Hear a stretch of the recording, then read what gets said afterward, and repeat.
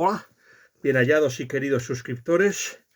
Sí, no sé, esperen un momento que vamos a encuadrar mejor la silla. Ajá. Creo que así me verán ustedes mejor. Lo primero que se les debe decir a todos mis bien hallados y queridos suscriptores es que... Uf, qué difícil. Supongo que cuando el libro T es grande, ya saben ustedes. Yo creo que ya estamos los tres aquí acoplados al monoplaza, en este caso a la silla plaza, en eso es lo que se les quiere decir a todos ustedes. Lo primero de todo que se les desea decir es darles muchísimo las gracias. Primero vamos a empezar dándole las gracias a los autores de Paladín, Destino de Dragón por haberse suscrito a mi canal. Muchísimas gracias, don Eneas Calderoni y don Sebastián Lang, por haberse suscrito a mi canal. Y lo segundo es darles a ustedes las gracias por los buenos datos que ha tenido el libro de Paladín, Destino de Dragón. Ya saben ustedes que no es... a ver, yo leo de todo, soy un lector omnívoro. Es verdad que yo soy un coleccionista de escritores católicos, pero lo más importante de todo, yo soy un lector omnívoro, leo de todo. Bueno, libros de satanismo no, eso sí que no voy a leer en la vida, pero lo que les quiero decir es que yo soy un lector omnívoro y que yo leo cualquier tipo de género, siempre y cuando considere que el libro es bueno o moralmente apto. Eso es lo que se les quiere decir. Y si no es moralmente apto, también, porque es necesario que alguien critique el libro. Eso es lo que se les quiere decir a todos ustedes. Esta vez tenemos un gran problema. Y el problema que tenemos es que, a diferencia de en otros vídeos, bueno, ha habido vídeos en que no ha habido guión, pero este es muy especial porque este es el primer caso en el que se va a hacer una reseña de un libro sin tener ningún guión ni ninguna idea preconcebida. O sea, con este libro debo reconocer, y aquí está la sorpresa, este es una edición magnífica la que me ha pasado mi hermana. Por cierto, que es mi hermana a la que se le ha ocurrido la idea de que se hiciera un vídeo el Día de la Mujer. Antes de nada se les debe decir una cosa. Lo que se les debe decir es que ayer me costó muchísimo subir el vídeo de Paladín Destino de Dragón. Espero que hoy ni YouTube ni el móvil me hagan ninguna jugarreta y se pueda subir este vídeo se pueda subir sin ningún tipo de problemas al canal. Eso es lo que se les quiere decir a todos ustedes. Así que después yo creo que ya se puede ir directamente. A mi hermana se le ocurrió la idea, en este caso a mi hermana Maguise. Quería antes otra cosa. Porque siempre se me ha olvidado, eso es lo que pasa por ir sin guión. Quería felicitar a mi amiga Malgosia, es decir, Olenka, porque ha realizado algo que yo pensaba que no sé si lo iba a lograr. O sea, entrevistar al gran presidente del Real Madrid, Florentino Pérez. Lo ha entrevistado y ha podido rodar un documental sobre, no sé si conocen ustedes la época dorada del Madrid, los años 50, con don Santiago Bernabéu, cuando reunió a los Di Stéfanos, los Puskás. Pues saben que había un jugador francés que jugó en el Real Madrid de ascendencia polaca llamado Raymond Kopa. Este Raymond Kopa, lo que se les quiere decir a todos ustedes, mis bien hallados suscriptores, era de ascendencia polaca. Y este hombre vino del estado de Reims, el rival al que el Real Madrid derrotó en varias finales de la Copa de Europa, 2 en concreto. Vino al Real Madrid y se pasó al otro bando, y este hombre fue uno de los jugadores fundamentales. Y los polacos están muy orgullosos de él. Los polacos, que tienen jugadores como Brošek y Lato. Y le han querido rendir un homenaje a pesar de ser francés, aunque de ascendencia polaca. Y por eso mi amiga fue a entrevistarles y se ha hecho un documental sobre esto. Y quería felicitar a mi amiga Malgosia o Olenka, y también felicitar a su familia, en este caso voy a llamarles como les suelo llamar cuando hablo con mi amiga Malgosia, Olenka, o Olenka, pueden llamarla de las dos maneras. Y ya saben ustedes que a esa familia en concreto polaca, que es mi familia favorita, yo los llamo igual que a los diferentes personajes de la novela de Sienkiewicz, o sea, diferentes personajes de Sienkiewicz. Al hijo menor le llamo Urso porque me parece tan fuerte y corajudo como un oso. Y, hombre, me gusta más Urso que, por ejemplo, Longinos Popipieta. Eso es lo que les quiero decir. Al fin y al cabo, Longinos Popipieta no es polaco, sino lituano. Eso es lo que se les va a decir a todos ustedes. Luego, al marido de Olenka, pues yo le llamo Kretuski. Y al hijo, que es un poco rebelde, al hijo mayor, pues yo le llamo Kemita, porque es el personaje un poquito más rebelde de la trilogía polaca. Lo que pasa es que Volodioski es que no es un nombre tan, en fin, que no le pega a la familia. Yo creo que los nombres que se les ha puesto, a mí me encanta, en cambio, me encanta, y yo creo que un personaje de Sienkiewicz con el que yo me identifico, aparte de Quilón de Quilonides, es Panzagloba. Sobre todo más con Panzagloba, de ahí que, así que algún día si queréis darme ese apodo de Panzagloba, yo encantado de que me llamen Panzagloba. Quería darle las gracias a mi amiga Malgosia y me alegro de que todo le haya salido bien y que ya he podido entrevistar y les puedo decir una cosa a Malgosia o a Olenka. Le puedo decir a mi amiga que mis amigos están verdes de envidia porque les gustaría haberse encontrado en su lugar y les hubiera encantado. Y alguno me ha pedido que algún día le pases el link del documental para que puedan verlo. Y alguno incluso ha querido entrevistarla personalmente a mi amiga. Eso es lo que le puedo decir en confidencia, que alguno de mis amigos de youtubers madridistas ha querido entrevistar a mi amiga Olenka. Pero bueno, yo eso es lo que les quiero decir y lo que personalmente les puede decir.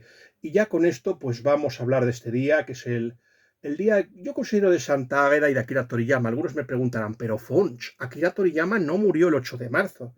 Sí, vale, no murió el 8 de marzo. Pero el día que llegó la noticia a sus fans fue el 8 de marzo, así que ¿qué más da que haya muerto el 7 o el 6? Lo importante es cuando nos enteramos, y eso es lo verdaderamente. Estoy seguro de que hay un montón de pueblos que llegaron a América antes que los españoles, pero quien dio la noticia y difundió, y el que lo dio a conocer que había llegado a América son los españoles. Así que América fue descubierta por los españoles y que se fastidien los vikingos, los chinos y los fenicios y vayas a saber cuántas civilizaciones más. Hay algunos que piensan que africanos, porque había gente de África que llegaba por ahí y hubo alguien que hizo una escultura de un negro ahogado que llegó a América antes de la época de los españoles. Eso es lo que se les quiere decir. O sea, que el mar lo arrastró y lo llevó ahí. O sea, algo muy curioso, eso es lo que se les quiere decir. O sea, sí, yo considero que hoy no hay mucho que celebrar. En primer lugar, ¿por qué no hay nada que celebrar el 8M? No hay nada que celebrar este día porque es que yo creo que con las mujeres hay que ser atentos todos los días debería ser este día. Y quien lo dice no es una persona que ame el feminismo. Yo creo que dejé de ser antifeminista el 22 de abril de 2007. Yo creo que a partir de ahí me di cuenta y rompí totalmente. Podría haber sido una aliada de esos de los que critican, por ejemplo, mis dos de las grandes youtubers conservadoras de YouTube. Me estoy refiriendo a la Alienada y Karen Alexa, o sea, Aini. Me estoy refiriendo tanto a Aini como a la Alienada, y yo francamente me alegro de haber tomado el rumbo. A ver, es cierto que después del 22 de abril mi vida, pues, se les podría decir bueno, que sufrí un pesar y un dolor del que no me he recuperado nunca, ni nunca me recuperaré del todo, pero así es como se hacen los hombres también, cuando se recuperan de las experiencias.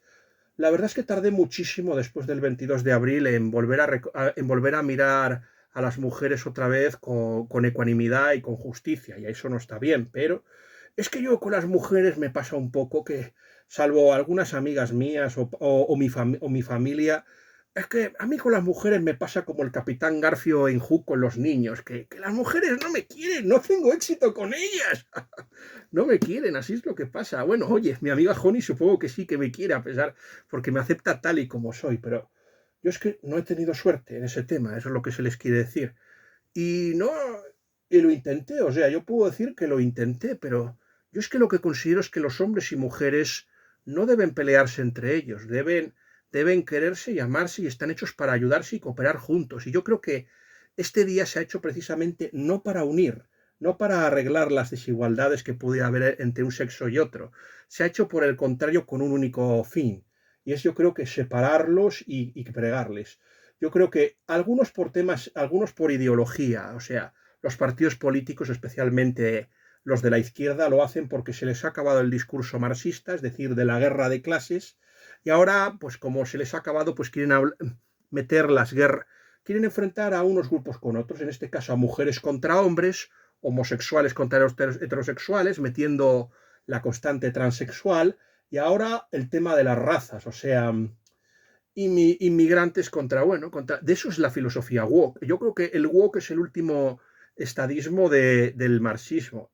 ¿Quiere decir eso que no estoy de acuerdo con Juan Manuel de Prada y otros brillantes que piensan que es el capitalismo el que está detrás? Pues yo lo pienso. Para mí es el capitalismo el que está detrás y el que está incentivando esta política, el que ha incentivado la escuela de Frankfurt y todas esas políticas destructivas y nocivas, porque cuando todo esto empezó, pues yo creo, me atrevería a decir que después de la Regloriosa, yo creo que el año clave es 1688. Para mí, 1688 es un periodo clave en la historia de la humanidad y para mal. Eso es lo que se les debe decir a todos ustedes, para mal. Porque ahí es donde empezó todo. Es el triunfo del protestantismo y del liberalismo anticatólico, o sea, y del liberalismo. Y esto se exportó por parte al continente, en este caso a la Francia de los ilustrados. Yo ya les digo, la ilustración no es francesa, es inglesa. Y los principales y los ideólogos son Shaftesbury, el líder del partido Whig, y también Locke, que es su protegido. Y de Locke pasó a Montesquieu. Y de Montesquieu pues pasó a Diderot, a D'Alembert, a Montesquieu, a Diderot, a D'Alembert, a Voltaire, a Rousseau, a Holbach, a Condillac, a Meslier y a todos esos sinvergüenzas. Y esos sinvergüenzas, ¿por qué llegaron al poder? Fue porque el amante del rey, en este caso Jean Poisson, o sea, Jean Poisson, en este caso la Pompadour, o sea, en este caso Madame de Pompadour, quería tapar su adulterio con el rey Luis XV, porque estaba siendo el infiel. Esto lo descubrieron los jesuitas y lo denunciaron. ¿Y cuál fue la consecuencia? Todos esos ministros ilustrados lo primero que hicieron fue acabar con la orden. Y esa es la historia, y esa así fue como llegó. Mientras tanto, Inglaterra pues desarrolló un capitalismo depredador y salvaje por medio de Adam Smith, con su riqueza de las naciones, y luego llegó pues esta vorágine que es lo que lo ha provocado todo. O sea, el maltusianismo, o sea, Malthus, un sacerdote, un clérigo protestante que consideraba que los humanos se crecían en proporción geométrica y los recursos en progresión aritmética. Y ahí empezó, y luego pues de ahí nació el darwinismo, las teorías de Darwin, de la supervivencia de los más aptos, que no es más que, en mi modo de ver, una especie de visión laica de la predestinación calvinista de Calvino, eso es lo que se les quiere decir. Es para mí eso, la supervivencia de los más aptos es en realidad aquellos que saben de antemano que van a estar salvados. No es más que determinismo laico, pero de ahí viene todo. Y luego ahí pues surgió una plutocracia, o sea, ya hemos visto que había un grupo de sociedades secretas. Por ejemplo, para que llegase a Francia, aparte de Locke, es necesario que llegara mediante grupos y sociedades secretas, en este caso la masonería. Estamos hablando del pastor Anderson y Teófilo de Sagoulier. La masonería yo creo que empezaría por el siglo XVII en Inglaterra, quizá un poco antes, pero sin el tema protestante, y de ahí por eso corrijo a la IA, eso es lo que se les quiere decir, porque la IA piensa que estoy confundiendo churras con merina. No, todo viene del mismo lado, o sea, todo viene de ahí, de esa del gnosticismo, del nominalismo y después viene del protestantismo, porque si las erosiones previas del gnosticismo y del nominalismo no hubiera podido surgir el protestantismo luterano de Martín Lutero. Algunos me dirán que sí, que Lutero atacaba la codicia y el capital, de acuerdo, pero Calvino lo ensalzó. Eso es lo que se les quiere decir. Y aparte que Lutero siempre fue la herramienta de los poderosos, especialmente de Federico el Sabio de Sajonia, por ejemplo, y también pues de Felipe de Hesse, al que le consintió una bigamia, y fue el que decía que en las revueltas anabaptistas que había que exterminarlos como a perros. Eso es lo que se les quiere decir. De ahí viene esa maldad, esa perversión. Y por eso vino la revolución sexual. La revolución sexual, y esto lo vio muy claro G.K. Chesterton, vino por esto. ¿Y qué juega el feminismo? Pues el feminismo juega que necesitaban explotar a dos trabajadores por el precio de uno. O sea, el feminismo, tenemos que decir una cosa, el origen del feminismo proviene del anarquismo, y el anarquismo es anterior al marxismo. fue un escritor y un ideólogo inglés llamado Godwin, el marido de Mary Wollstonecraft. Ahora hoy, por ejemplo, he estado viendo una película, Amat Racinski, de la novia, que dice que es repugnante la película, repugnante. Que lo único que le salva son los decorados y la música, pero que el guión es una farfolla ideológica desquiciada y que habla de esto, de enfrentar a hombres y mujeres. Yo les quiero decir una cosa, y de ahí que sea crítico con esta fiesta y con este día en concreto. Y por eso me muestro así de crítico. A ver, ¿dónde es el primer país donde se da el voto a la mujer? En Finlandia. Yo estoy de acuerdo con que se lo hayan dado, pero lo que no estoy de acuerdo es ciertamente haber jugado en el tema de la baza de enfrentar a unos y a otros, en mi opinión. Yo les vuelvo a reconocer que todo empieza así y luego es la izquierda la que se lleva, por ejemplo, todo esto. Aunque en un principio, por ejemplo, luego esto se extiende a la Revolución Francesa, pienso en Olimpia de Gouges y en Anne Tirigné. ¿Y cómo acabaron Olimpia de Gouges y Anne Tirigné? Una guillotinada y la otra, por ejemplo, se volvió loca después de los exabruptos y la violencia. Olimpia de Gouges por defender al rey. Eso es lo que se les quiere decir. Pues después llegó Flora Tristán, la Zenevsky y luego ya sí llegó el feminismo de las sufragistas, que en un principio estaba en contra de que los negros pudieran votar. Esto debe decirse.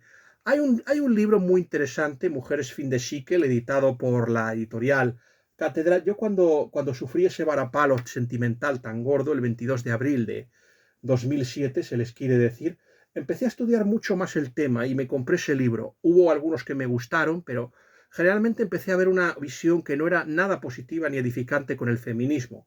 Hablaba de las tendencias desordenadas de algunas líderes feministas, de algunas tendencias racistas por partes de alguna, y también de la cierta predisposición de ellas por suicidarse. Eso es lo que se les quiere decir. De ahí que por eso mi visión negativa.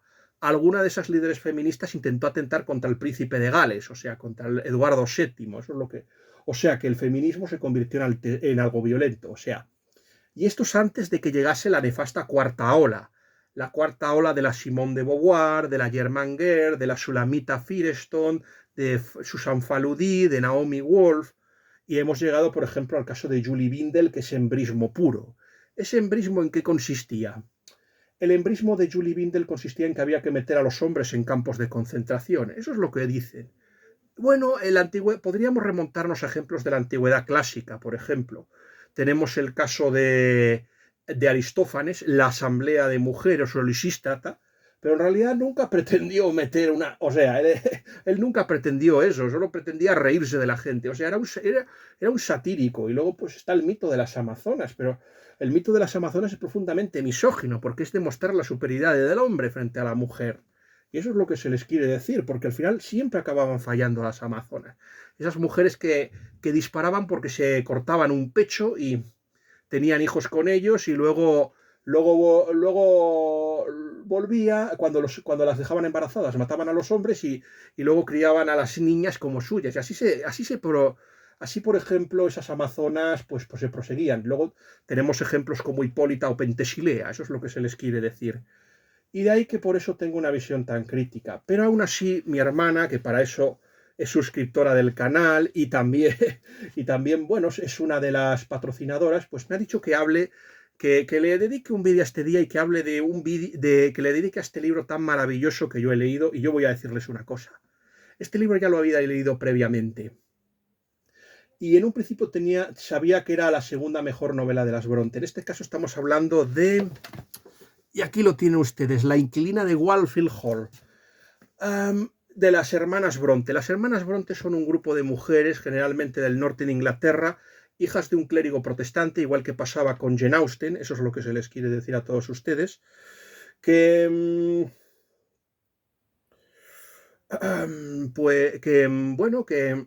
las tres se dedicaron a escritoras, escribieron con seudónimos, pero nos equivocaríamos si no buscáramos precursoras a estas escritoras.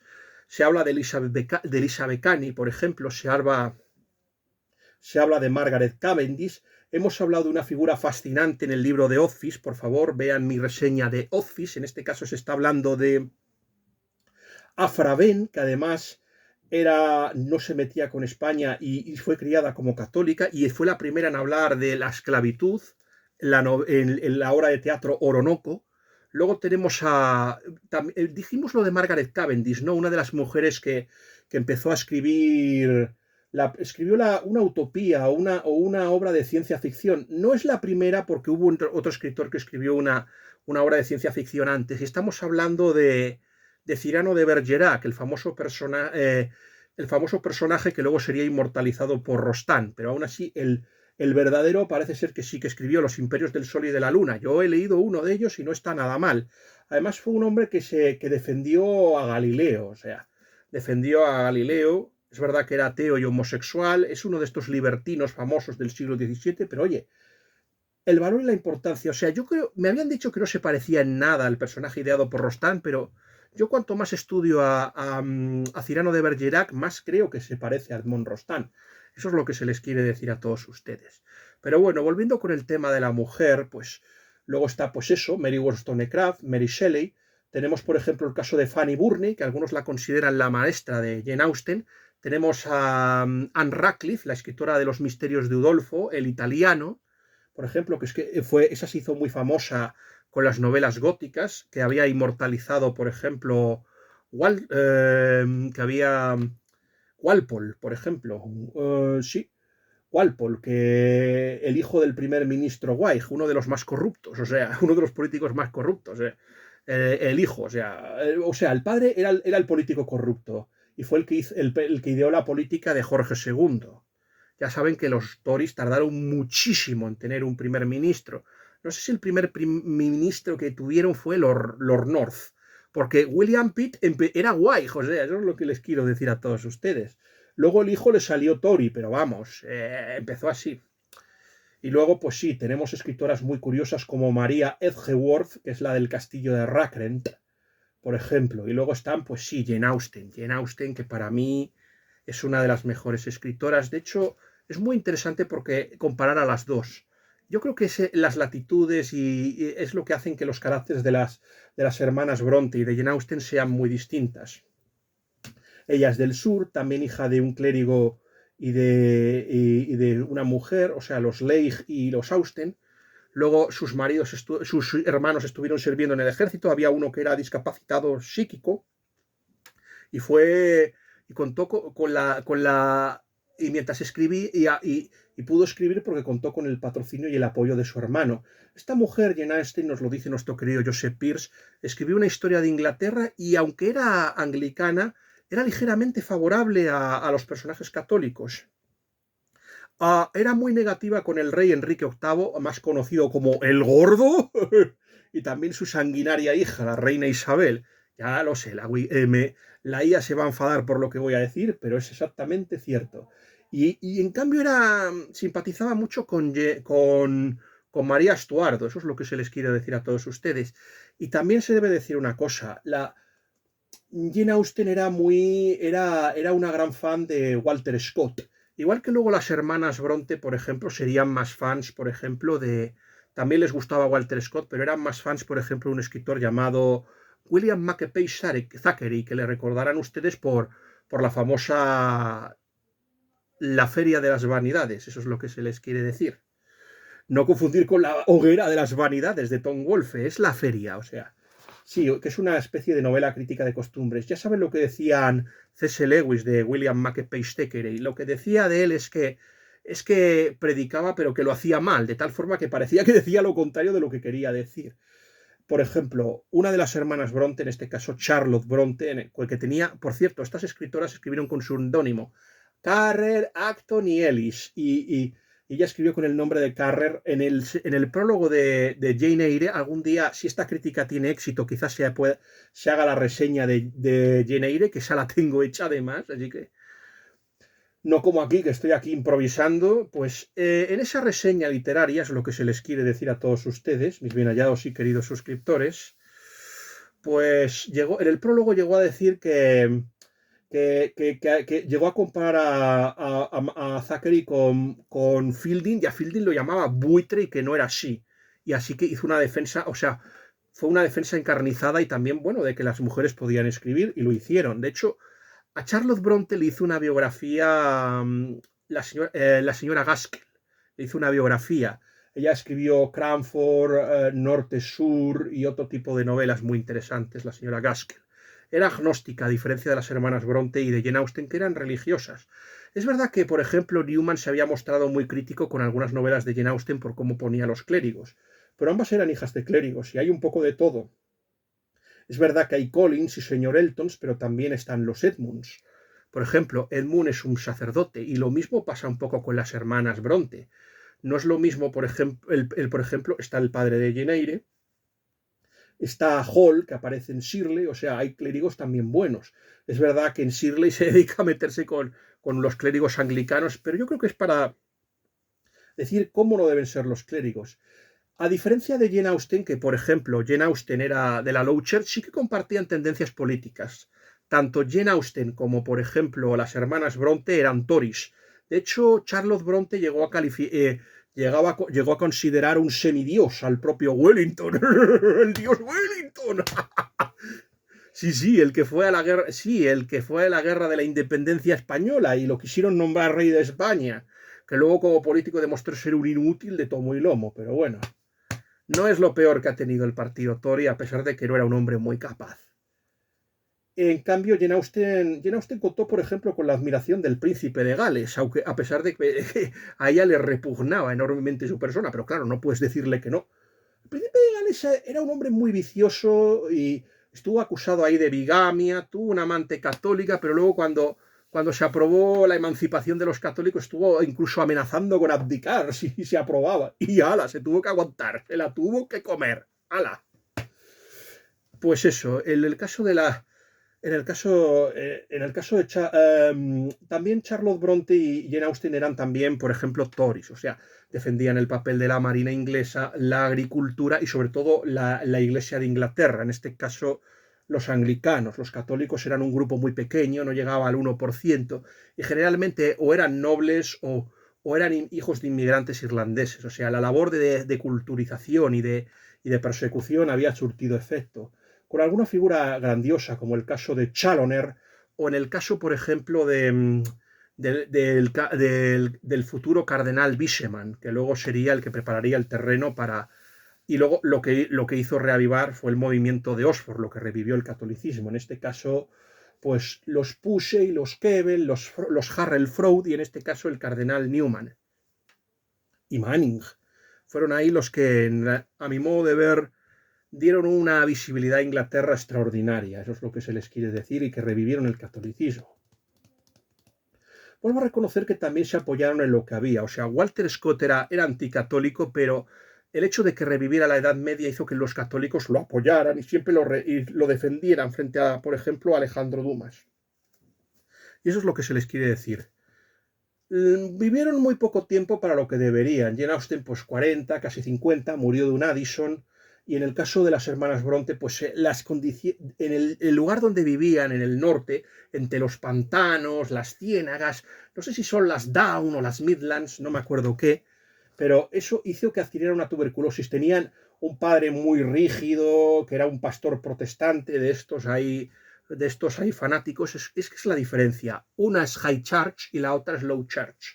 La iglesia baja, o sea, los anglicanos y los calvinistas, eso es lo que se les quiere decir. Con todo, no son muy partidarias del calvinismo. Pienso en las críticas al señor Brocklehurst, el dueño de la institución Lowood de Charlotte Bronte, eso es lo que se les quiere decir. Yo creo que las tres grandes obras de las hermanas Bronte, en Emily Bronte, que es la más famosa, ya se ha hecho una película abominable con el señor Elordi y también la Margot Robbie, encima, que ella es más vieja que él, pero no pasa nada. Yo siempre aquí he defendido a las MILF. A mí me gustan las mujeres, que las mujeres quieran acostarse con gente más joven. Eso es lo que se les quiere. A mí no me parece deshonroso ni tengo esos complejos. Pero hombre, si estás casada, no digas que disfrutaste haciendo las escenas, en fin, haciendo el delicioso con el personaje de Lordi. Además es lo que ha pasado.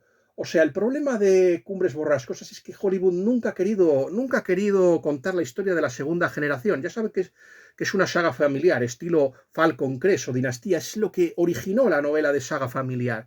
O sea, la historia de dos familias que al final son destruidas por una persona resentida y casi demoníaca, como en este caso Heathcliff, aunque Heathcliff en este caso sí que tenía un motivo para obrar como obra, es lo que se les quiere decir. Heathcliff tenía un motivo. Heathcliff tenía un motivo que es que, bueno, que se había enamorado de una mujer caprichosa y egoísta, que bueno, ahí mi hermana y yo tenemos una discusión. Mi hermana piensa que en el caso de Heathcliff, lo que ocurre con Heathcliff es que yo creo que ella quería mantener, o sea, que iba a casarse con Edgar Linton para poder tener dinero para mantener a su amante, pero claro, a nadie le gusta ser mantenido. En cambio, mi hermana piensa que se casó por él por conveniencia y por posición social. Yo creo que fue por lo primero, pero bueno, aquí ya saben ustedes que yo soy un romántico, un cínico, y mi hermana es un poco más práctica. Eso es lo que se les quiere decir a todos ustedes. Lo que hacen las películas pues es eliminar a los hijos, o sea, eliminan al hermano, que es el culpable de todo, a Hindley, que es un borrachuzo, como el personaje hostil de esta novela. En este caso estamos hablando de Wildfield. Bueno, vamos a dejar un poco a Pierce, que ya ustedes lo han visto. Por cierto, que Pierce ha hecho un estudio muy bueno de Ignatius Press. Es una lástima y yo aconsejo a Joseph Pierce que haga un estudio de esta novela porque es magnífica, La inquilina de Wildfield Hall. Eso es lo que se les quiere. Lo que hace es eliminar a Hindley, que es el hermano, también eliminan a la esposa de Hindley y eliminan a los hijos de, o sea, al hijo que tiene Heathcliff con Isabella y también a los diferentes, a Cathy, que es la hija de Edgar Linton con Catherine Ershaw, que es con quien se casa. Y luego, pues el bruto de Hindley pues tiene a un hijo Hareton que lo va corrompiendo este Heathcliff. Eso es lo que se les quiere decir. Es que hay semejanzas con Jane Eyre también y con Cumbres Borrascosas en la inquilina de Wildfield Hall. Ya se dirá poco a poco. Es muy interesante hacer una comparativa y eso es lo que vamos a hacer. Vamos a comparar a las tres escritoras, eso es lo que vamos a decir. A Jane Austen, con Charlotte Bronte y también con Anne Bronte. O sea, a ver, luego a Charlotte Bronte, pues sí, escribió más novelas que las otras hermanas. La otra solo escribió pues Cumbres Borrascosas y un ciclo de poemas. Anne Bronte escribió dos, ya luego se dirá.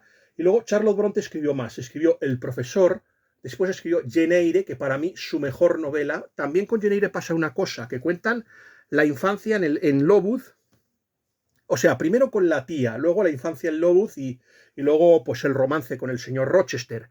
Esa novela, por ejemplo, Jane Eyre, ha inspirado, por ejemplo, Rebeca, sin ninguna maravillosa novela, que por cierto, según Juan Manuel de Prada, pues la plagió Daphne du Maurier a una escritora brasileña llamada Nabucco, que es la historia pues de un hombre que se casa con una mujer y este hombre vive obsesionada por la otra mujer y no sé. Y esto provocó, por ejemplo, demandas de plagio. Cuando se estrenó al cine, pues hubo que convencer a Nabucco para que no interpusiera una demanda contra Daphne du Maurier. Otra que está por el estilo, por ejemplo, es una novela que a mí me encanta, El jardín secreto de Hodgson, que es una lástima, pero es una mujer que está muy obsesionada con la teosofía y eso es lo que a mi modo de ver lastra. Y eso que a mí me gusta tanto la princesita como el pequeño Lord Fauntleroy.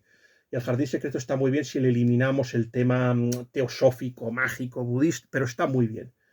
Pues esas son las novelas que más o menos pueden influir, han sido muy influidas por Charlotte Bronte con su Jane Eyre. Luego, pues las otras, yo creo que a mi modo de ver ya Shirley es una novela muy ambiciosa, pero a mí no me termina de gustar, es muy ambiciosa y yo creo que le sobran páginas. Lo más interesante de Shirley es su protagonista, que al final aparece, no sé si por la página 200 o por ahí. Y lo más interesante, pues es lo que digo. O sea, el primero empieza con un personaje y al final es el otro el que se acaba convirtiendo en la protagonista. Una mujer indomable que dicen que estaba inspirada en la propia Emily Bronte.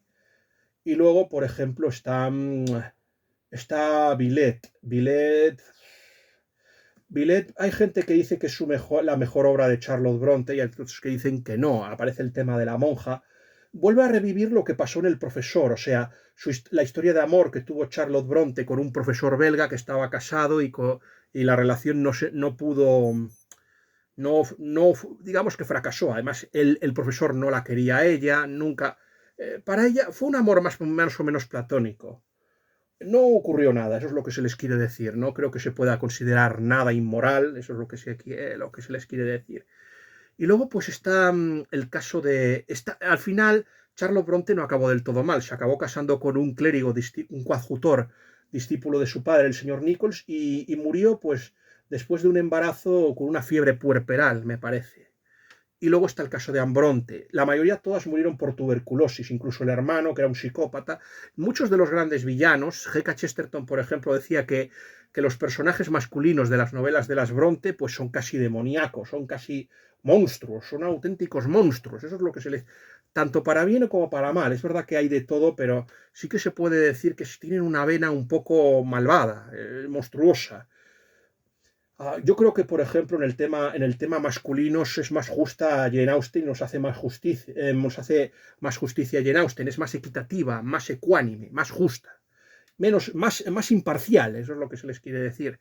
Aunque también hay hombres tontos, hay buenos, los hay malos, en cambio es más difícil, pero eso no quiere decir que no los haya, como por ejemplo aquí vamos a encontrar que hay hombres muy buenos también aquí. Eso es lo que se les quiere decir. Había escrito una novela un poco empalagosa y sentimentaloide llamada Agnes Grey. A mí me gustó, pero a mi hermana no le gustó absolutamente nada y no, peca un poco de... Esta mujer era la más cercana al calvinismo, a Bronte, eso es lo que se les quiere decir. No sé si tenía algo de metodista o no me acuerdo qué era. Bueno, es la más cercana, o sea, es la más... pero escriben, pero paradójicamente pega de su novela, que es un poco empalagosa y sentimentaloide, un poco cursi.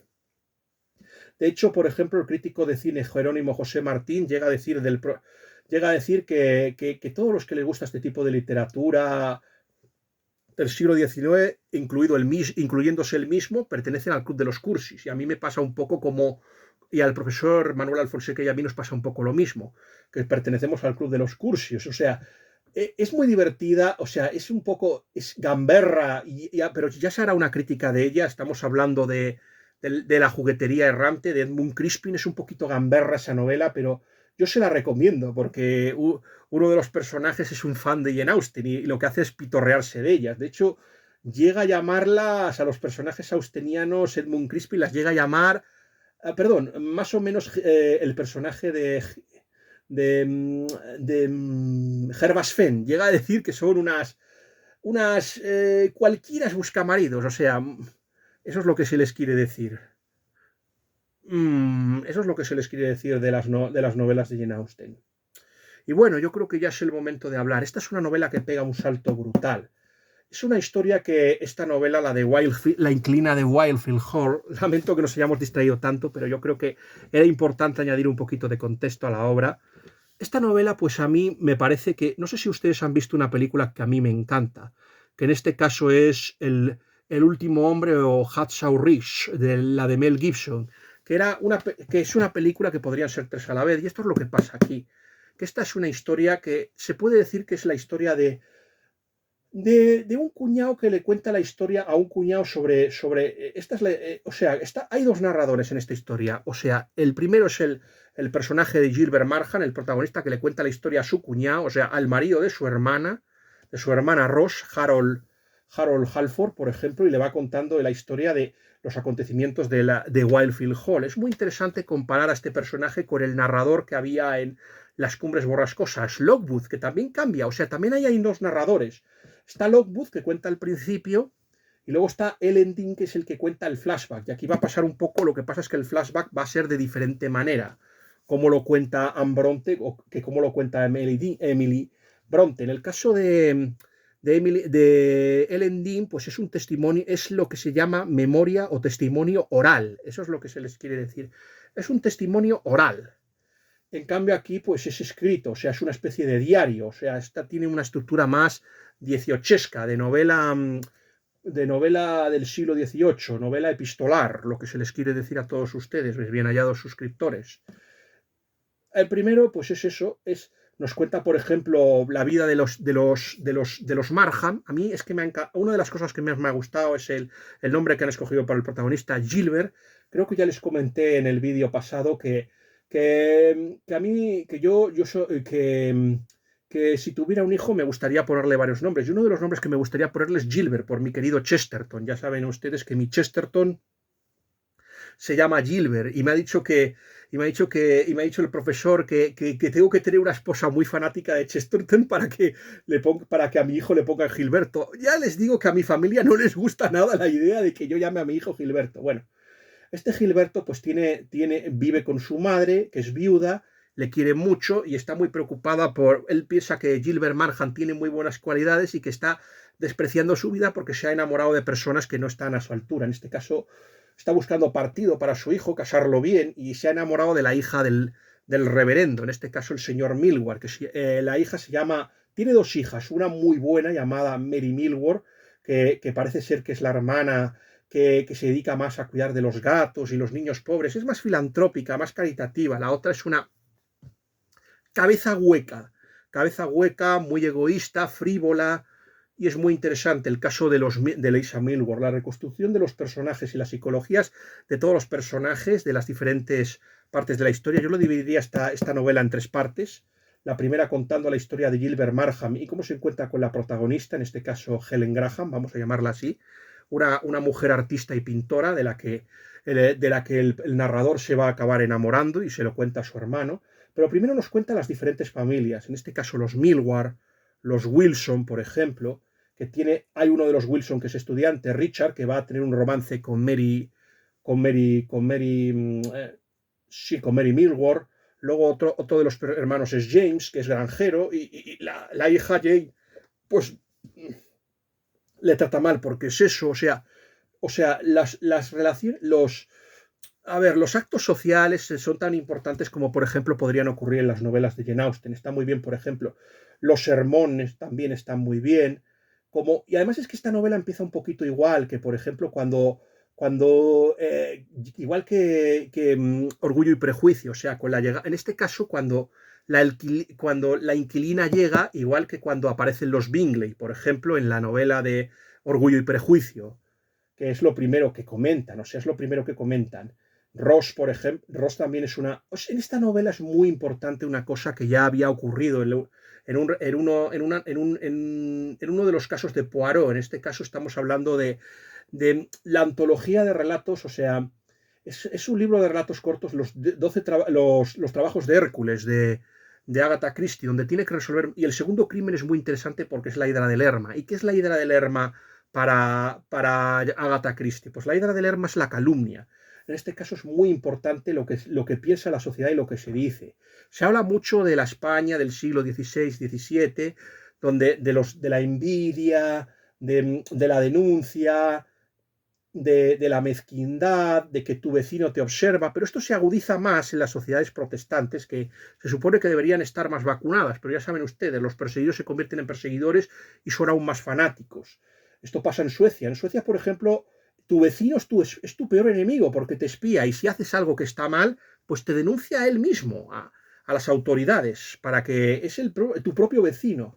Y esto pasa un poco aquí, o sea, aquí hay mucho la calumnia, los no sé cuántos, o sea, como ven que es una mujer soltera, solitaria, hay veces que aparece en la parroquia y otras veces no, pues empieza a dar lugar a habladurías. Y en este caso, eso está motivada porque también hay una rivalidad. Por ejemplo, tanto Jane Wilson tiene miedo de que le vaya a quitar pues al arrendatario, porque ella está enamorada de la persona que le ha arrendado la casa. En este caso, Frederick Lawrence, en este caso, que este Lawrence no es el Lawrence, el famoso Teddy de Lawrence de la novela de las mujercitas de Mary Louise Alcott, cursilitas, como lo llamo yo, que es un poco cursi la de mujercitas. Oye, si hay alguno que le gusta, le pido mil perdones y mil disculpas. Es que yo quiero darle a mi canal un tono más distendido y divertido. Y digamos que mi familia no le tiene mucha... consideramos a una especie de versión, de imitadora pobre, consideramos una mala imitadora a Mary Louise a Louisa May Alcott, por ejemplo, de Jane Austen. Consideramos que es una especie de Jane Austen americana sin mucho talento, aunque creo que sus novelas son... Algunas pueden ser curiosas e interesantes, pero nosotros que hemos sido educados por nuestro padre un poco en gusto literario a la inglesa. En literatura somos muy anglófilos y creo que se nota aquí un poco. Siempre nos va a parecer un poco mejor Charlotte Bronte, por ejemplo, o las hermanas Bronte o Jane Austen, que por ejemplo Louisa May Alcott. En literatura americana nos cuesta un poco más, aunque hay muy buena literatura americana también. Pero claro, no le tenemos tanta simpatía como podría ocurrir a Louisa May Alcott. Eso se les quiere decir. Pues es muy interesante el tema Porque, vamos a ver, la relación en un principio entre Gilbert Markham... Hay una cosa que les quería decir. Aparte de Ross, que es la hermana, tiene un hermano muy simpático y muy divertido llamado Fergus, que es la especie de el gracioso de las novelas, o sea, la persona que es culta y divertida y que es el alivio cómico de la novela. A mí es uno de los personajes que más me ha gustado, el personaje de Fergus Markham, o sea, a mí es el que más o menos es el que destensa la situación, el más relajado, es el personaje divertido. Es verdad que el hermano le tiene poca consideración porque le considera muy frívolo y le considera poco serio, pero a mí es un personaje que me ha ido gustando y aparte que es que yo creo que es un personaje muy valioso en este personaje. Y yo creo, en un principio la relación entre Helen Graham, esta pintora que viene con un hijo de 5 años en este caso, pues la relación no es buena, porque en un principio discuten, pero poco a poco se van acercando y le va cogiendo simpatía. También va a verla a su casa, que es una mansión. El Frederick Lawrence le ha dejado, por ejemplo, le ha alquilado una casa que es una casa Tudor, o sea, de la época de la reina Isabel I de Inglaterra. Y ahí es donde se dedica a pintar cuadros, y es así como se gana la vida, la inquilina de Wallfield Hall, en este caso Helen Graham. Uno de los motivos por los que a veces no acude a los sermones parroquiales ni a los eventos sociales es porque no quiere dejar solo a su hijo, está como obsesionada. Y más o menos hay una idea como que ella está malcriando al hijo y que le está sobreprotegiendo. Esto es lo que piensan, por ejemplo, el pastor protestante y la madre del protagonista. A la madre del protagonista no le gusta Helen Graham, pero no es tan hostil. No es una hostilidad como, por ejemplo, podrían tener los Millward. En este caso, Elisa, ya sabes, duelo de gatas, se pelean por el mismo hombre. Y luego está Jean Wilson, que pasa lo mismo. Ella tiene miedo de que Helen Graham le robe a Lawrence, a Frederick Lawrence, y la otra tiene miedo, Elisa Millward, de que le robe a Gilbert Markham, que a mí es un apellido que me gusta, porque tiene un toque, hay una novela llamada, me parece que es de Robert Louis Stevenson, y luego pues el fiscal del distrito para el que trabaja Philo Vance, de S.S. Van Dyne, también se llama Markham, de ahí que le tenga tanto cariño a ese nombre, mis bien hallados y queridos suscriptores. Eso es lo que se les quería decir a todos ustedes. Por eso es tan interesante el tema y por eso me han gustado. Yo suelo fijarme en los nombres de las personas cuando... yo, por ejemplo, a alguien que a mí me gusta los nombres que pone, aunque a mí ya ha dejado de gustarme, es Maurice L. West. A mí Maurice L. West me gusta los nombres que pone. Eso es lo que se les quiere decir a los personajes.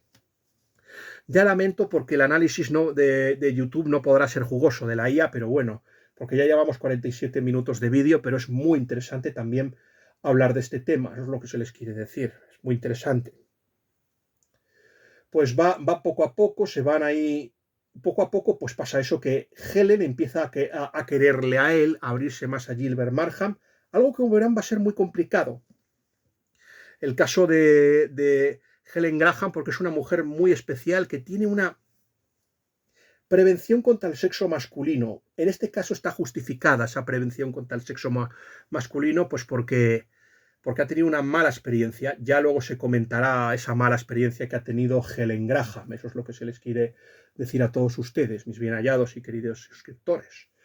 Y luego, pero aún así se abre. Hay una cosa que le conmueve muchísimo, por ejemplo, que le haya regalado un perro al pequeño Arthur, que es el niño de 5 años, que se llama Arthur, el perro se llama Robert, y lo bien que trata Gilbert Markham a Arthur. O sea, es verdad que discute mucho por el niño y por la forma en que lo sobreprotege, pero el niño quiere mucho. Además, prestan libros, o sea, que hay una especie de afinidad. Y poco a poco se va alejando, el personaje de Gilbert Markham se va alejando pues de Lisa Millward y también de Jane Wilson, que cada vez le empiezan a gustar, y también empieza a ver las deficiencias de ambas, y eso es lo que va a precipitar el problema.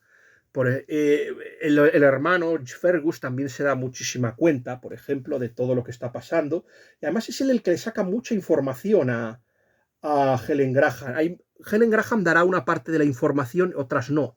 Es muy importante en los eventos sociales. Y entonces es cuando surge la calumnia y entonces todo el mundo le hace el vacío al personaje de Helen Graham. En un principio, el personaje de Gilbert Markham quiere defender a Helen, Pero hay un momento, ve a Helen muy cariñosa a priori con Frederick Lawrence y como si se estuviera confesando con él o haciéndole una confidencia, y esto es lo que genera que Gilbert Markham se vaya apartando de la muchacha. Llega a ser tal el odio y los celos que tiene Gilbert Markham por Frederick Lawrence que le ve en la calle y le llega a partir la cabeza y le deja ahí tirado por el camino. Es verdad. O sea, esta es una cosa muy peligrosa que podría haber tenido consecuencias fatales para la novela y la hubiera podido cambiar, hubiera sido un punto de inflexión. ¿Qué hubiera pasado si a Frederick Lawrence lo hubiera matado? Y eso que Frederick Lawrence quiere hacer todo lo posible por llevarse bien con el personaje de Gilbert Markham. Lawrence quiere llevarse lo mejor que puede, pero es una relación muy tensa. Incluso cuando al final se descubra un poco todo, la relación entre esos dos personajes va a ser de amor-odio.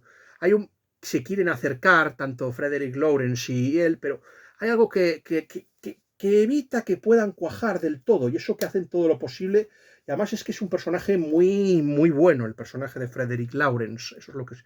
Pero claro, tiene una cosa y tiene que proteger a la inquilina por las razones que luego ya ustedes comprobarán. Hay un momento en que, como ella piensa que le está siendo, que tiene un romance con Lawrence, a pesar de tener un hijo, pues Gilbert Markham, y está celoso, ya lo vemos. Gilbert Markham pues llega a romper y discuten, pero aún así vuelven a verse y ella le pasa, y aquí pasamos a la segunda parte. Le deja un diario de toda su vida, y en este caso pues asistimos a lo que se denomina un flashback o un recuerdo del pasado. Vemos cómo esta mujer, Helen Graham, está con sus tíos en Stanton Inglés. Esos tíos son ricos. Y la tía hace algo muy parecido a la madre de Gilbert Markham. La está intentando dirigir y está buscándole un buen partido o un buen marido a ella. Pero a ella no le gustan las proposiciones que recibe. Yo creo que la tía le había aconsejado muy bien. Yo creo que a mí el personaje de Barclough, o sea, el primer pretendiente rico que le busca, o sea, el tío en cambio prefiere apostar por un libertino llamado Wilmot, que es un poco mayor que ella y es un poco libertino y vicioso ese Wilmot. En cambio yo creo que la tía, a pesar de que es una persona un poco más mayor, pues a ella, Barclough yo creo que era una buena persona, pero a ella no le gusta ese personaje y al final él le propone casarse, pero ella lo rechaza porque lo encuentra, le parece, no le gusta ese personaje, no le gusta, o sea, le parece anodino, ridículo, o sea, no le gusta, no congenia con él, aparte que le ve demasiado seguro de sí mismo también. Y por eso y entonces conoce un hombre que alterna con la nobleza, tiene un amigo llamado Loughborough, que esta historia de Loughborough va a ser muy interesante en este caso, que es Huntingdon, que es una persona que no tiene muy buena reputación, pero es una persona que tiene un magnetismo y que genera mucha atracción. Aparte, es una persona que yo creo que tiene mucho del libertino del siglo XVII. Yo creo que gran parte de los villanos del universo de Bronteniano están muy inspirados. Rochester, por ejemplo, está inspirado en el Conde de Rochester, ese personaje que conocimos y del que supimos gracias a Othfish, aunque no aparecía en Othfish. De hecho, había muerto antes de Othfish. Hay una película llamada El Libertino, protagonizada por Johnny Depp.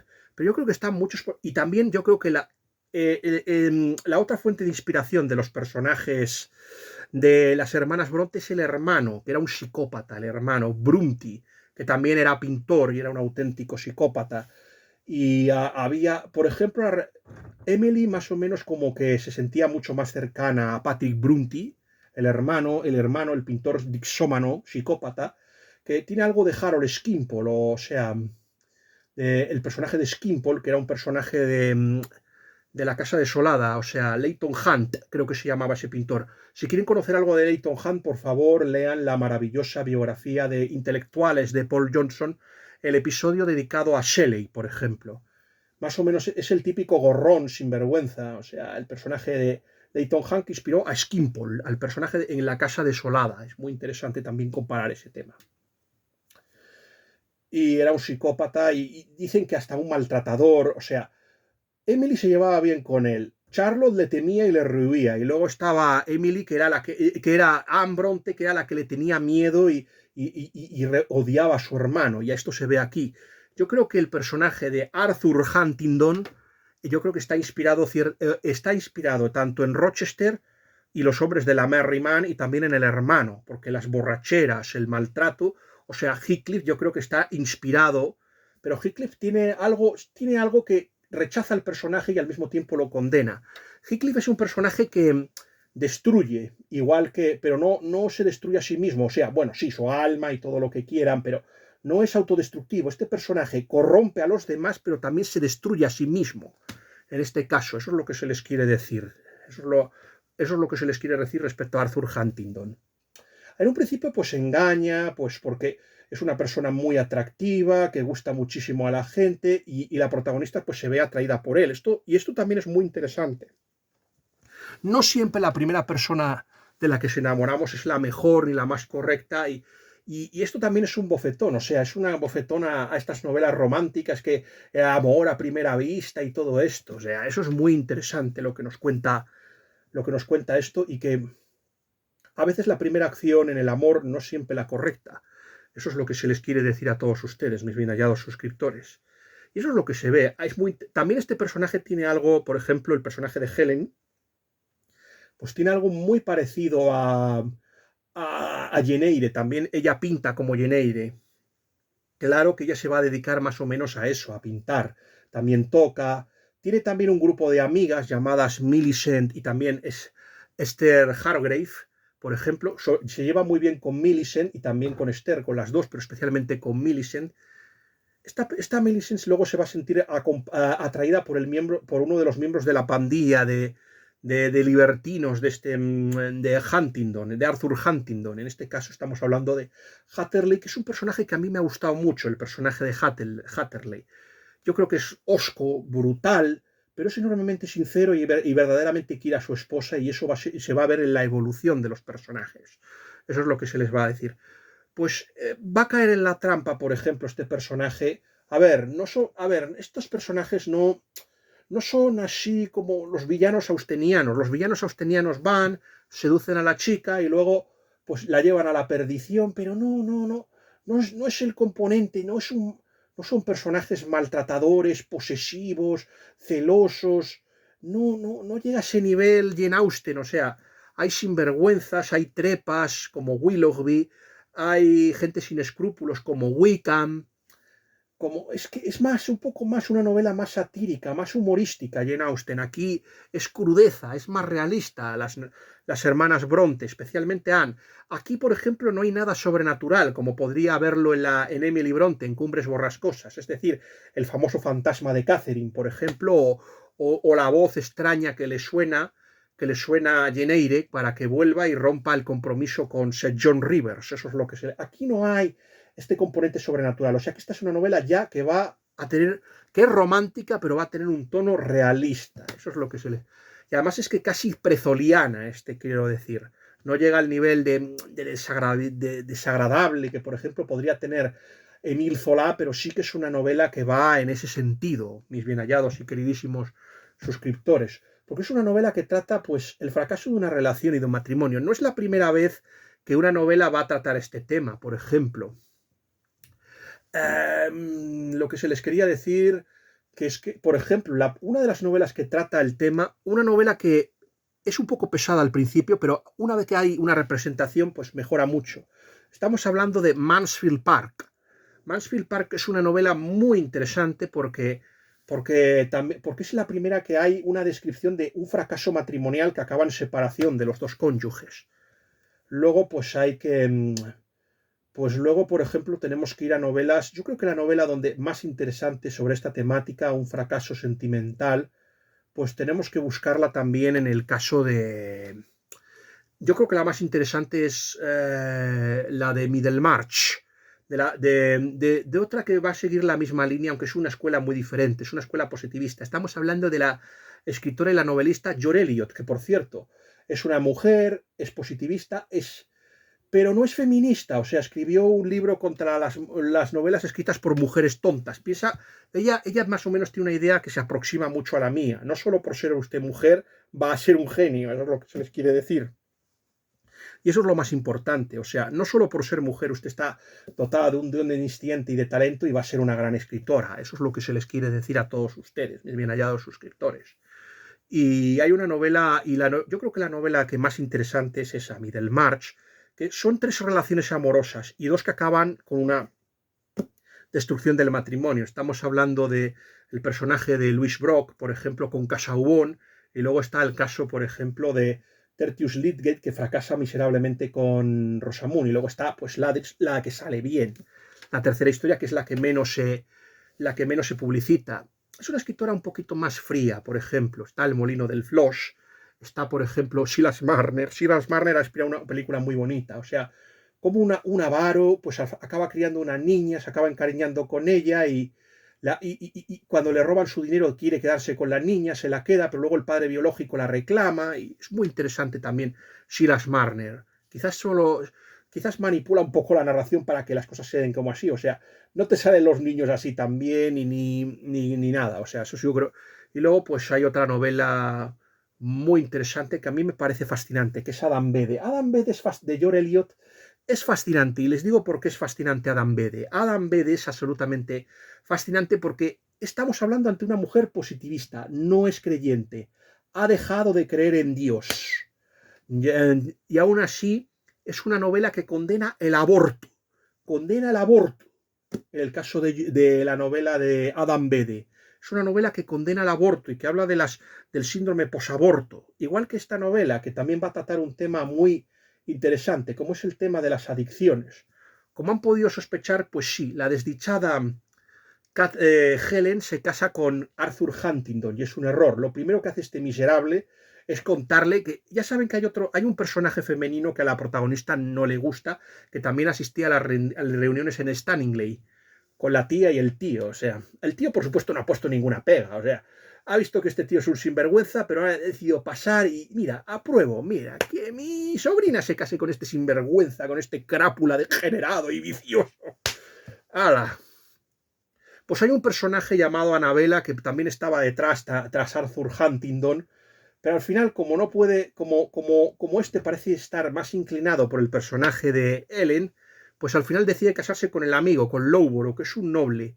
Y yo creo que lo primero que hace este miserable es contarle cómo han corrompido a Loughborough. O sea, primero, cómo es esta historia, la corrupción de Loughborough, por ejemplo, cómo se convierte en un ludópata en un ludópata y, por ejemplo, también el tema y en un alcohólico, pues esto es una historia que podría ser dostoyevskiana, eso es lo que se les quiere decir. Yo creo que hay 3 novelas de Dostoyevsky o sea, que Anne Bronte a mí me parece una escritora tan grandiosa que es capaz de preceder lo que va a ser Dostoyevsky. En este caso hay 3 novelas. La primera yo creo que es Crimen y Castigo, pienso en Marmeladov, por ejemplo. Yo creo que este personaje, Loughborough, pues podría haber sido el germen o el embrión de Marmeladov, por ejemplo. Y luego está, por ejemplo, El jugador también de Dostoyevsky, que quiero recordarles que está inspirado en él mismo. O sea, Dostoyevsky durante su juventud, aparte de socialista utópico, y durante gran parte de su madurez era ludópata y también alcohólico. Eso sí, él considera que la eslavofilia y la religión lo salvaron de ese destino y luego tuvo la suerte de que se casó con una mujer, murió, tenía un hijo natural que le dio muchos problemas y luego se casó con otra que era la secretaria, la taquígrafa de Dostoyevsky, Ana Gregorina Snitkina, que procedía de la familia de los suecos de los Maltopeus. Le dio estabilidad y ahí tuvo una hija llamada Liuba. Eso es lo que se les quiere decir. Hay otra novela que también me va a recordar de Dostoyevsky. Me estoy refiriendo a Los demonios. El personaje de Stravogin. Stravogin yo creo que yo he reconocido muchas de las cosas de Arthur Huntington en Stravogin. O sea, el típico hombre malvado que corrompe, que inspira a los criminales y a los anarquistas anarquistas comunistas, nihilistas, llámenlos ustedes como quieran. De la novela de los demonios, o sea, ya saben ustedes que es una célula anarquista que va por otro ex-anarquista llamado Satov, que abandona la sociedad y lo matan, y que organiza muchos actos de sabotaje. Pues el que está detrás es el personaje de Stravogin. O sea, Stravogin es un personaje que corrompe a los demás, los que están allí. O sea, llega a decirle, es un personaje luciferino. Este hombre al final lo cuenta Dostoyevsky, había cometido un crimen, había violado o había practicado abusos sexuales a una niña y había provocado que se suicidara la niña. O sea, es una joya, vamos. Tiene algo de Shelley también ese personaje, la moralidad de Shelley, o sea, y a mí me ha recordado un poco a Arthur Huntington, a él, a Stravogin, del que Verhovensky llega a decir de Stravogin, ya quiero decirles, Verhovensky dice, usted es hermoso y yo soy su gusano, o sea, es el inspirador, el modelo que siguen estos asesinos, estos terroristas, porque así es como hay que llamarlos. A mí me parece Los demonios una novela mucho mejor, y aquí lamento contradecir a Russell Kirk, que por ejemplo El espía de Joseph Conrad, mucho mejor. Eso es lo que se les quiere decir. Y bueno, también va un poco el estilo de, a ver, no es lo mismo, pero también sigue por ejemplo el modelo de la película esta de Alfred Hitchcock, de La soga, que está basada en una obra de teatro que también una persona inmoral que inspira, que al final acaba con las ideas inmorales que inspira a sus alumnos acaban llevando a estos a cometer un asesinato, pues más o menos lo mismo. Es la misma historia. A ver, Huntington es un corruptor, lo vemos en el caso de Loughborough, pero el personaje parece ser que al final se subleva contra el grupo de amigos. El grupo de amigos de este hombre es Hattersley, creo que ya hemos hablado de este hombre, que en un principio parece muy rudo, muy bruto, muy salvaje, pero que se va a enamorar de una mujer que en un principio la intimida, le tiene miedo, pero le ama, a esa mujer le ama, y esto se va a afectar la trama. Es que tiene cierta integridad. El personaje de Hattersley tiene mucha integridad, cierta cadena, y luego tiene algún sinvergüenza, como es Grimsby.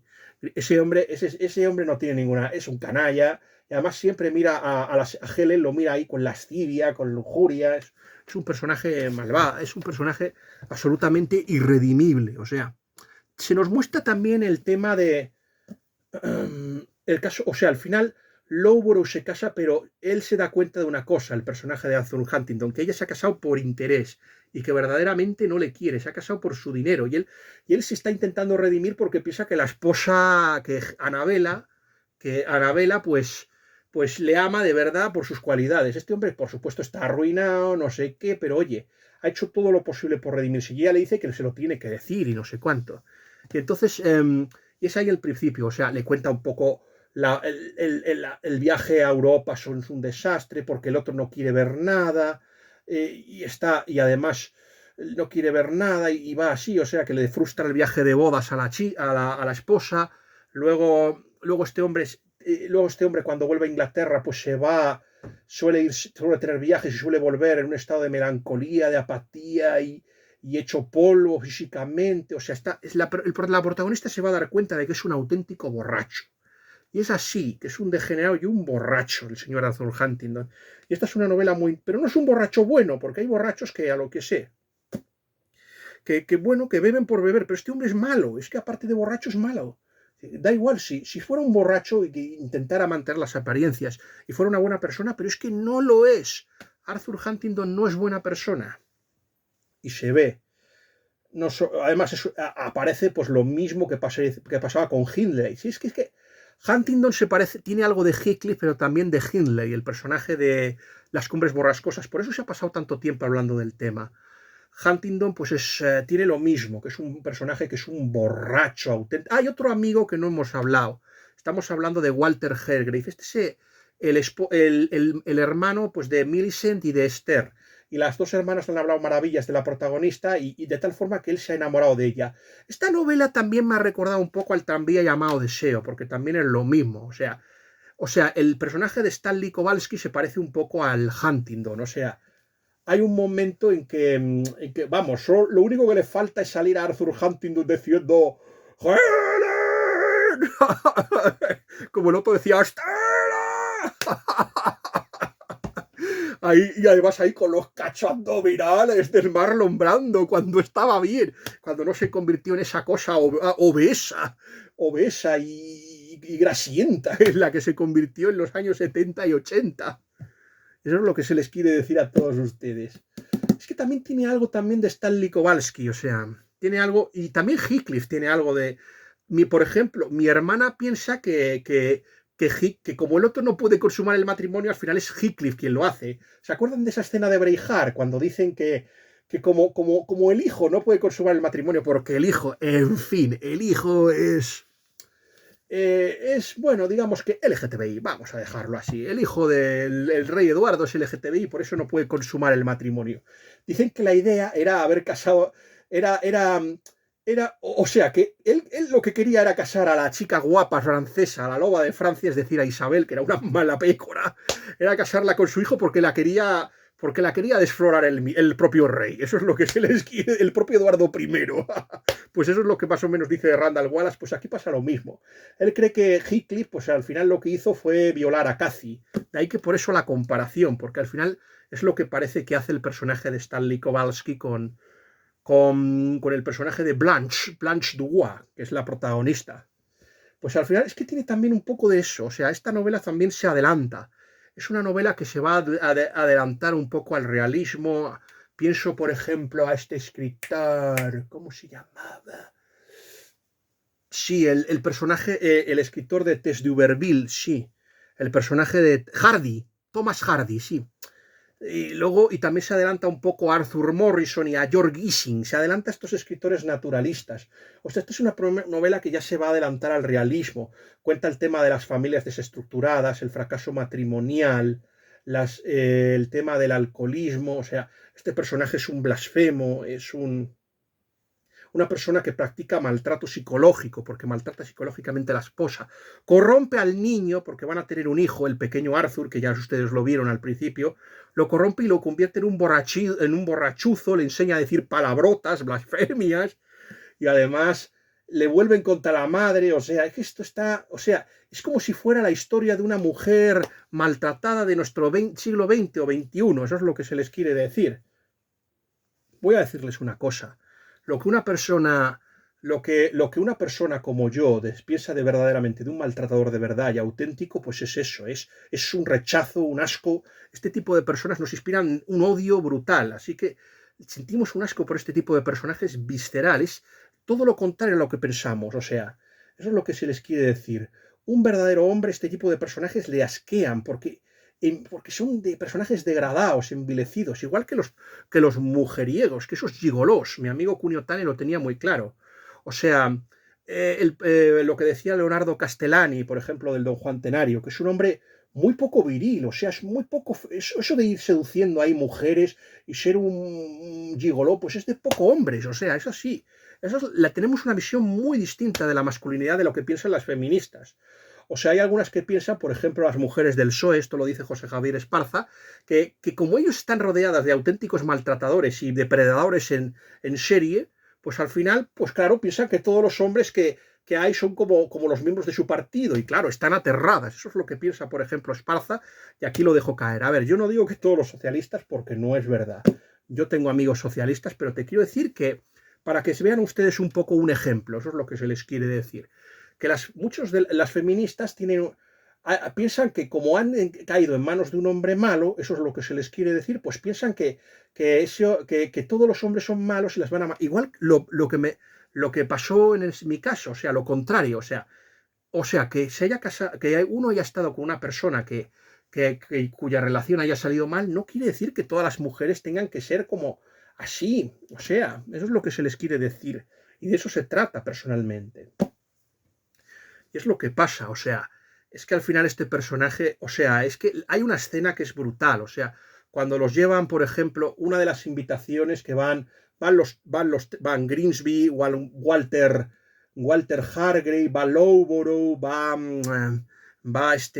Hatterley, va Arthur Huntington, ahí se ponen ahí a jugar, o sea, a jugar a las cartas, ahí está Millicent, que ya se ha casado con él. O sea, en un principio parece que se ha casado porque este hombre ha anulado su voluntad, pero es que te das cuenta al final de que Millicent se ha casado con él porque le ama, aunque parece que lo ha hecho un poco como forzada. En el fondo ella quería casarse con él. Y luego está por el personaje de Annabella. O sea, hay un momento en que los personajes discuten, se gritan, o sea, en un principio el que parece que es el personaje más violento es Hatterley, pero es el más noblote.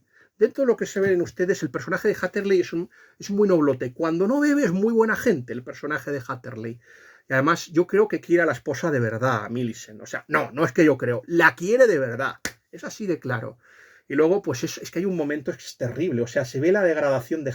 O sea, Huntingdon es un personaje que corrompe a los demás y además se destruye a sí mismo por la adicción que tiene al alcohol. Por eso es tan interesante esta novela, porque habla de adicciones, al juego, al alcohol. Eso es lo que se les quiere decir. Habla de eso, de las adicciones, y luego están los personajes. En un principio Walter Hargrave va a seguir una evolución opuesta a la de Hatterley, y también es muy interesante comparar este personaje con Gilbert Marhan, el narrador que le cuenta esta historia a su cuñado. Es lo que se les quiere decir. Es muy interesante esta historia, porque parece que es una persona íntegra, honesta, que quiere a la protagonista de verdad, y luego poco a poco se va demostrando que es una persona enormemente egoísta y caprichosa y que tiene un genio tremendo. O sea, luego esta historia, por ejemplo, se ve con Esther, porque la quieren casar con un hombre rico y mayor, y ella y él y la madre, pues no quedan muy bien. O sea, y Hester pues, recurre más o menos al personaje de Helen para que ella le ampare y la siga apoyando en su postura de no casarse con alguien que le pueda destruir la vida. O sea, no son mujeres que hagan un voto y odien a los hombres y no quieran casarse con ellos. Eso sí que se debe decir. Eso sí que se debe decir de esta novela, es lo que se les quiere decir personalmente. Es lo que se debe decir de la novela de la inclina de Wildfield. Pero es que hay un momento que es terrible, o sea, hay un momento que le llega a decir a Lowborough, porque también está el personaje de Annabella, le llega a decir que ojalá fuera tan hombre como el Arthur Huntington, que está ahí repantingado, medio viodo, y además, porque es que si usted bebe mucho alcohol, se acaba convirtiendo en un imbécil, o sea, el alcohol le va devorando las células cerebrales y le va convirtiendo llega a producir estupidez, o sea, el alcohol degrada, o sea, es que es lo que es, y esto se muestra muy bien ahí, porque el personaje se va volviendo cada vez más apático, más abúlico, llega a producir incluso hasta demencia, o sea, aparte de la cirrosis y no sé qué, llega a producir demencia y, o sea, el alcohol se muestra aquí con toda su crudeza. Es una novela que, a ver si podemos sacarla, mis bien hallados suscriptores, este libro que coescribí con mi padre, bueno, van a averiguar quién soy, pero bueno, ya como ustedes lo saben, que miren, yo les recomiendo esta joya que coescribí con mi padre. En realidad, él hizo casi todo el trabajo, eso es lo que les quiere decir. Mire, este cuadro tan precioso que es La pesadilla de Fuseli, a mí esto lo supe gracias a mi maestro, el gran Bayarri, que me enseñó todo lo que yo sé de arte, el gran Bayarri. Me encanta este cuadro, lo adoro. Lo adoro. Y esta sirve para también representar al Fausto, me han dicho, creo. Pero bueno, vamos a seguir con la historia. Se les había contado a ustedes, mis bien hallados suscriptores, que el personaje... que es que hay un momento terrible, o sea, es que hay una pelea, o sea, se están pegando con el Lowborough, con Hargrave, o sea, además es que el personaje parece el más vehemente, pero luego al final tiene arrojos de dignidad el personaje de Hatterley, eso es lo que se les quiere decir.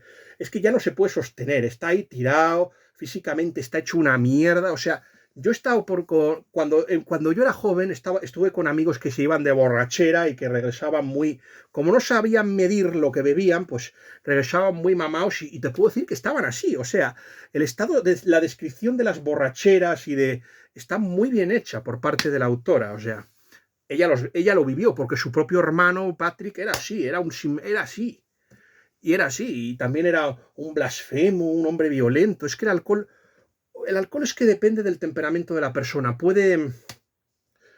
Y aparte que no es un euforizante, es al revés, es un depresivo el alcohol. El alcohol es un inmunidepresor, o sea, es un depresor. O sea, que deprime. Hay también historia, por ejemplo, mi padre le gusta mucho Mi primera disipación para analizar los efectos del alcoholismo, o sea, la primera borrachera del protagonista de David Copperfield. Eso es lo que se les quiere decir.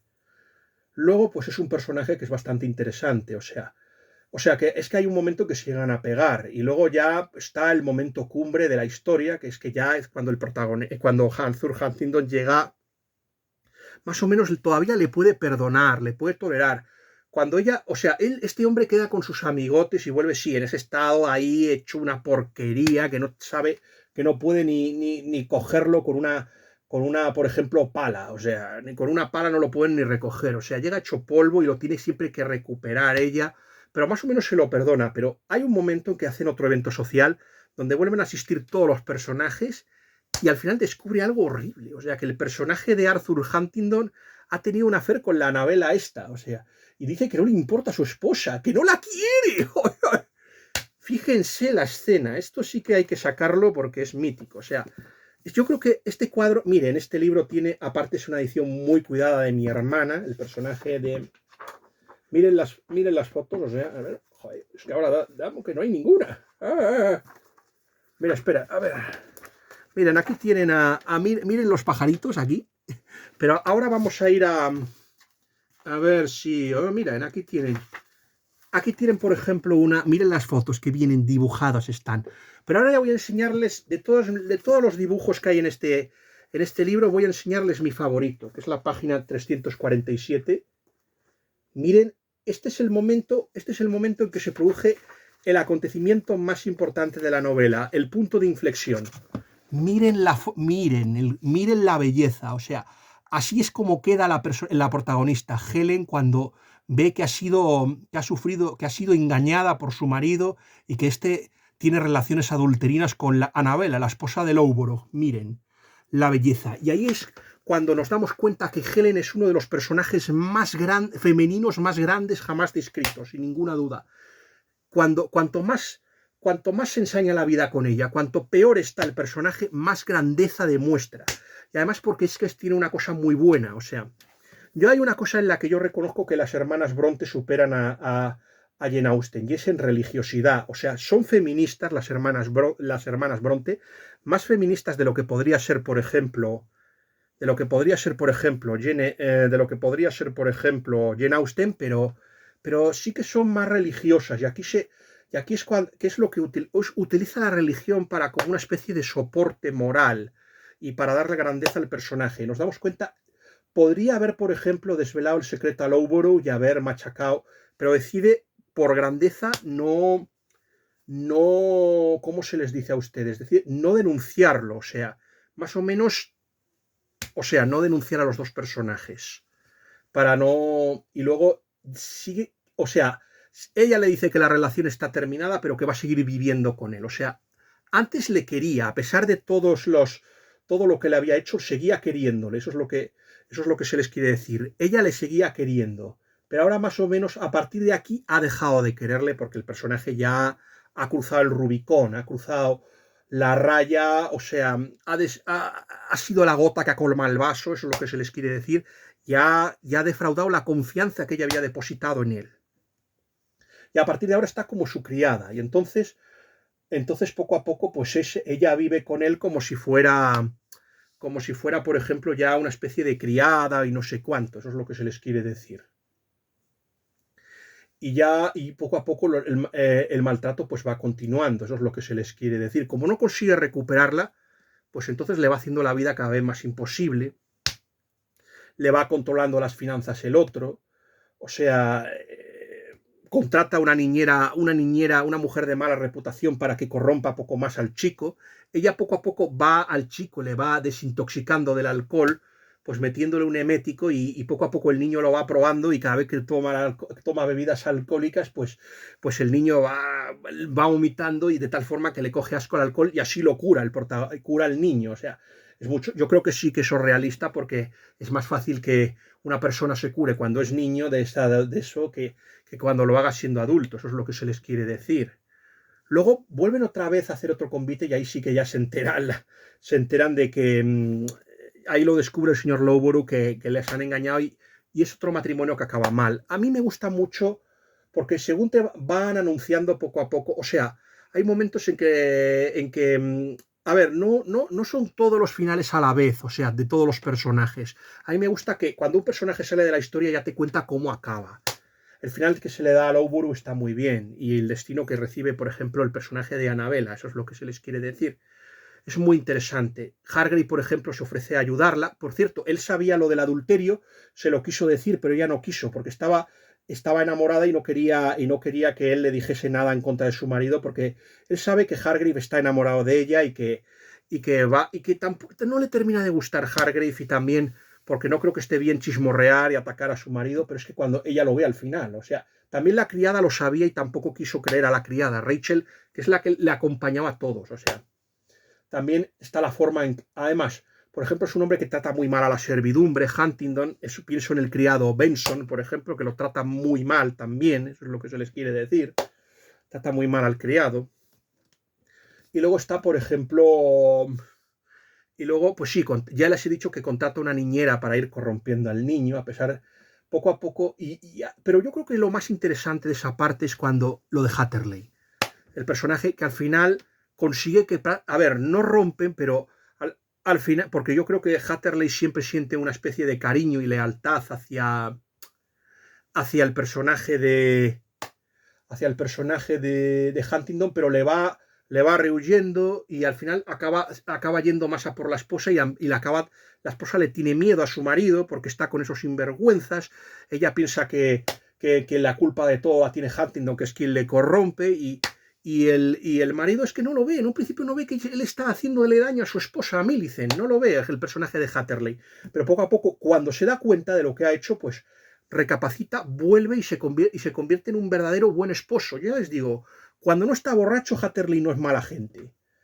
Y además poco a poco se va alejando de Huntingdon. A ver, siguen siendo amigos, pero se va alejando de él. Y es así. Entonces, hay un momento en la trama en que ya no puede más y el personaje pues toma la decisión de pedir ayuda a su hermano. Porque es que tampoco se le muere el padre, por ejemplo, el padre de Helen, y ella no puede ir al funeral porque el otro no quiere que vaya, o sea, pero sabe que tiene un hermano con el que se ha relacionado muy poco. Aún así, va a haber una comunicación entre ella y su hermano y ella le va a pedir ayuda para poder escapar. Ya sabemos que y lo de las cuentas bancarias y todo eso era para evitar eso. Y sobre todo, a ver, a ver, a él no le importa separarse de la esposa, a Huntingdon, pero lo que no quiere es que le robe, que le quite al hijo. O sea, hay una batalla, hay una lucha de por ver quién se queda con el hijo, con el pequeño Arthur Jr., o sea. Y al final, pues sí, se lo acaba llevando ella y es así. Y así es como termina la segunda parte. Y luego la tercera es ver cómo se soluciona el asunto. O sea, ya Gilbert cree en ella, se reconcilia un poco con Lawrence y es donde se queda abierto toda la trama. Es lo que queda abierto toda la trama, mis bien hallados suscriptores. En la tercera parte es que no les puedo decir cómo acaba, o sea, pero yo creo que el personaje muestra cierta grandeza. Yo creo que la trama porque es que nos va a sorprender este personaje. Ella dice que no quiere ver a Gilbert Markham porque ella está casada y claro. Pero aún así no consigue, por ejemplo, a pesar de la campaña que hace el Gilbert Markham por rehabilitar a Helen, no terminan, por ejemplo, ni Jane Wilson ni, por ejemplo, el personaje de Elisa, no terminan de apoyar, o sea. Y luego está el reverendo que es que piensa que le parece inmoral que ella haya abandonado a su marido, o sea. Quiero recordarle al reverendo una cosa, que existe el maltrato psicológico también, y que lo que estaba haciendo el personaje de Arthur Huntington no está bien, así que a mí no me parece mal que si un matrimonio acaba mal, una persona se separe de otra por su bien. Lo que no estoy de acuerdo es en el tema del divorcio. Eso ya es un puro adulterio. Es un adulterio legal, pero es un adulterio, eso es lo que se les quiere decir. Pero en eso sí que estoy totalmente de acuerdo en que haya una separación. Y más cuando hay una incompatibilidad de caracteres, y cuando el marido es un canalla como este hombre. Eso es lo que se les quiere decir. Pero aún así el reverendo no lo ve. O sea, está muy bien, por ejemplo, el final de las historias, por ejemplo, de Jane Wilson, que yo creo que es el personaje que peor parado cae. O sea, el personaje de Jane Wilson y el de Lisa. O sea, está también muy bien. O sea, es evidente que, por supuesto, la relación acaba mal. También la relación entre Elisa y Gilbert Markham, que parecía que iba a acabar en boda, pues también se termina rompiendo, claro. Y luego la otra, pues que también pierde a Frederick. Está muy bien cómo se reconcilian con Frederick y cómo se van haciendo amigos, pero no es una amistad como está Helen interponiéndose en ellos, porque él tiene que... Frederick Lawrence, que supongo que lo habréis adivinado, tiene que proteger a Helen. y el otro, claro, quiere seguir con ella, pero claro, no puede, porque si no cometería un adulterio. Y además toma una decisión muy valiente que no les podía decir Helen. Toma una decisión muy valiente y que demuestra que es uno de los personajes más grandes de la historia. Yo hubo un momento en que recuerdo que cuando estaba en Goodreads, mi amigo el profesor Manuel Alfonseca y Julie Davis y yo estuvimos hablando de cuál era la mujer perfecta. Él me dijo que Jane Eyre, yo le dije que no, que a mí Jane Eyre había cosas de Jane Eyre que yo decía que esa relación sadomasoquista que tenía con Rochester, es decir, cuando ella le irritaba para que él se enfadase y no sé qué, a mí me parecía un poco masoquista. Eso es lo que se les quiere decir a todos ustedes. Me parecía una relación un poquito masoquista, la relación que tenía el personaje de el personaje de Jane Eyre con Rochester. Vuelvo a repetir que Rochester hubiera podido ser como Arthur Huntington si no hubiera tomado la evolución que al final toma ese personaje. Eso es lo que se les quiere decir. Es la evolución que yo creo que habría tomado sin ninguna duda de no haber hecho lo correcto, de no haberse encontrado a Jane Eyre en su camino. Yo creo que podría haber acabado. A ver, no hubiera sido un borracho, pero yo creo que la historia con su esposa, con Bertha Mason, le hubiera llevado pues a llevar una vida de un libertino y un malvado. O sea, le hubiera amargado la vida y le hubiera hecho ir por el camino del mal hacia la condenación a Rochester. Pues yo pienso, yo creo que se libra gracias a Jane Eyre. Eso es lo que se les quiere decir. Y luego, pues, y se quería más o menos seguir con la trama diciendo que a mí una de las tramas que me ha gustado mucho hace algo muy grandioso y yo creo que representa la rehabilitación final de Hatterley, por ejemplo, que es lo que se debe hacer cuando una persona está a punto de morir y todo esto. O sea, vuelvo a repetir que a mí me parece, yo creo que es un personaje que eleva a Helen hacia una categoría de una grandeza extraordinaria y que yo creo que es lo que hace verdaderamente grande a una persona son sus acciones. O sea, yo sé que vivimos una sociedad que ya no es religiosa, pero yo creo que si verdaderamente queremos mejorar como sociedad, yo creo que tiene que volver otra vez España a ser un país cristiano otra vez de nuevo y católico, y serlo de verdad, como diría G.K. Chesterton. Eso es lo que se les quiere decir, es serlo de verdad. Serlo de verdad, y yo ya les digo, igual que, por ejemplo, si todas las leyes, porque ahora sufrimos una hiperregulación, ¿saben lo que decían, por ejemplo, de los 14 puntos de Wilson en la Primera Guerra Mundial? Se decía que ¿para qué quieres 14 puntos si los 10 mandamientos se reducen a 10 y cumpliéndolos pues no habría esos problemas? Pues lo mismo se dice.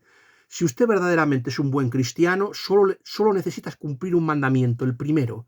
Si usted ama a Dios, a Dios, al prójimo y a sí mismo, nunca, yo ya le digo, no maltratará usted a su esposa, no será una persona dañina y no hará y no será una mala persona y de verdad, o sea, las mujeres estarían seguras si verdaderamente sus maridos fueran igual religiosos y ellas también lo fueran.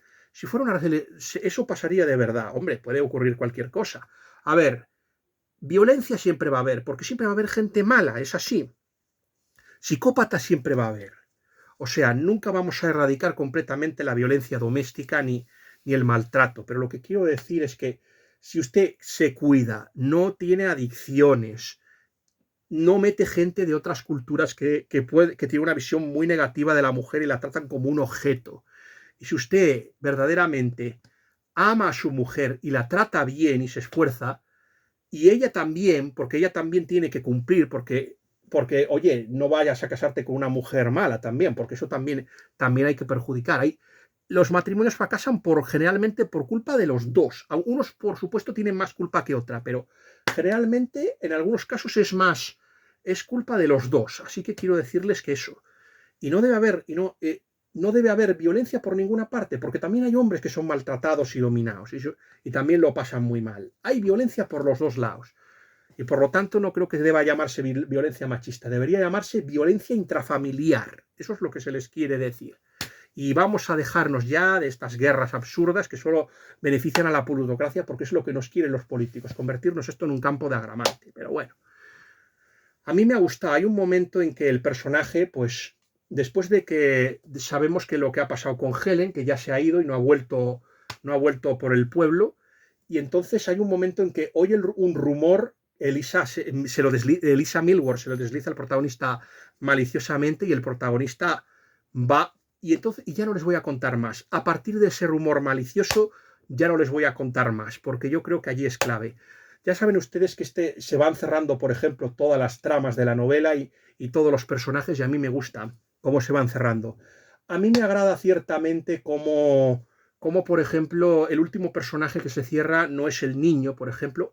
Por supuesto, yo quiero decirles que la familia Hatterley también tienen hijos y el personaje de Arthur pues, se relaciona mucho con la hija de los Hatterley. O sea que la siguiente generación se empareja con la otra. Eso es lo que se les quiere decir. A mí me ha gustado muchísimo un detalle como... Yo es que el personaje de Helen le he cogido muchísimo cariño. Me recuerda a alguien a quien quiero mucho, muchísimo. Y me gusta mucho... Me ha gustado muchísimo el final que le ha dado la autora. Me parece un final extraordinario y eso es lo que se les quiere decir. Me ha gustado muchísimo el final y que el último personaje, que la última historia que se resuelva sea la de Fergus y el final que le da, o sea... Es una lástima que Anne Bronte muriese tan pronto porque me hubiera gustado que hubiera contado la historia de Fergus. Creo que detrás de Fergus se esconde también una gran historia. O sea, aquí se podría hacer un montón de fanfics, spin-offs y un montón de cosas de esta novela y quedaría muy bien. Y yo creo que la historia de Fergus, como una persona aparentemente irresponsable, irreflexiva, aparentemente informal, acaba convirtiéndose en el personaje que se acaba convirtiendo. A mí me gustó mucho y además es que pasa lo mismo aquí que con Jane Eyre. O sea, yo ya les digo una cosa, que la novela que lo rompió todo y acabó con todo fue Pamela. Pamela es la historia de un noble que está enamorado de una sirvienta y quiere seducirla, pero ella, al final, ella también está enamorada del amo, pero al final acaba casándose según sus condiciones. En el caso, por ejemplo, de las novelas, o sea, no es el chico va y ahí es como Richard Gere con Julia Roberts, aquí el chico rico salva a la chica pobre, pues aquí no, aquí es al revés. Aquí generalmente, y esto pasaba por ejemplo en Jane Eyre, en un principio Rochester era mucho más rico que Jane Eyre y al final se acaba invirtiéndose los roles y es ella la que se acaba convirtiendo en rica y salvándole a él. Pues aquí pasa un poquito con Anne Bronte, pasa un poco lo mismo. Al fin y al cabo eran hermanas y pensaban de forma muy parecida. Eso es lo que... No sabemos lo que hubiera pasado con Emily, pero creo que era lo mismo. Creo que Emily era la más feminista de todas las hermanas Bronte. La mano religiosa, pero era la más feminista de todas. Y eso es lo que yo creo. A mí me ha gustado muchísimo. Hay un detalle, por ejemplo, yo cuando estaba en Eternam, el personaje de la druida me demostró que me amaba porque me entregó una rosa. Y eso es así algo... Y por eso le tengo muchísimo cariño a ese gesto. Iba a llamar un poco a esta crítica igual que una serie de televisión muy famosa, pero al final decidí no hacerlo porque sería dar muchos detalles de la trama. No he querido contar el final, pero creo que ustedes lo pueden decidir. Este libro me gustó muchísimo y en un principio le había puesto un 4/5 cuando lo leí por primera vez, pero lo he vuelto a leer otra vez y me ha gustado infinitamente más. A mí me ha parecido una novela maravillosa, grandiosa, extraordinaria. Me ha gustado muchísimo, ya no sé cuál me gusta más, si esta novela o Jane Eyre. Creo que Jane Eyre, porque Jane Eyre le tengo más cariño desde el principio, fue una novela que me gustó muchísimo la película de Franco Zeffirelli y yo creo que, pero vamos, que esta novela ya podrían ser intercambiables. Quizás sea una novela que pueda ser un poquito larga, son 557 páginas, pero a mí me ha gustado y la recomiendo muy vivamente. Y este es el libro que creo que las mujeres del 8M y las feministas deberían leer. Deberían copiar la integridad, la nobleza y la religiosidad de Helen. Y yo creo que el mundo nos iría mejor y seríamos menos engañados por los plutócratas y los sinvergüenzas que actualmente nos dominan. A este libro le voy a poner un 5/5. Por favor, denle like, suscríbanse, posten comentarios interesantes. Y por último, mi siguiente vídeo va a ser un vídeo para celebrar el día de Akira Toriyama, que celebramos hoy, pero se grabará el lunes o el martes, como se le ha dicho al lector impune. Nada más. Espero que les haya gustado este vídeo y que Dios los guarde a todos.